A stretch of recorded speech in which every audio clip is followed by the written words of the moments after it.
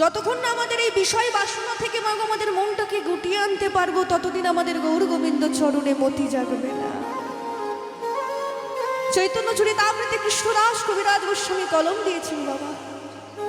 ভগবান শ্রীকৃষ্ণ নিজ মুখে বলেছে, কৃষ্ণ কহে আমা ভজে মাগে বিষয় সুখ, অমৃত ছাড়ি বিষ মাগে এত বড় মুখ, আমি বিজ্ঞ সেই মূর্খে বিষয় কেন দিব, সচরণামৃত দিয়া তারে সকলে বিষয় ভুলাম। আমি যদি বিজ্ঞ হয়ে থাকি, ভগবান তোমাকে বিজ্ঞ, তিনি সর্বজ্ঞ, তার সেই জ্ঞানের কথা আমরা কোথায় জেনে থাকি? শ্রীমদ্ ভাগবত গীতা আমাদের সবার স্মরণে আছে, ভগবানের সেই বলা মুখনিসৃত বাণী, যা আমাদের প্রত্যেকের জীবনের নিত্য নৈমিত্তিক হয়ে উঠেছে। তিনি যা কিছু বলে গেছেন তা আমাদের সবার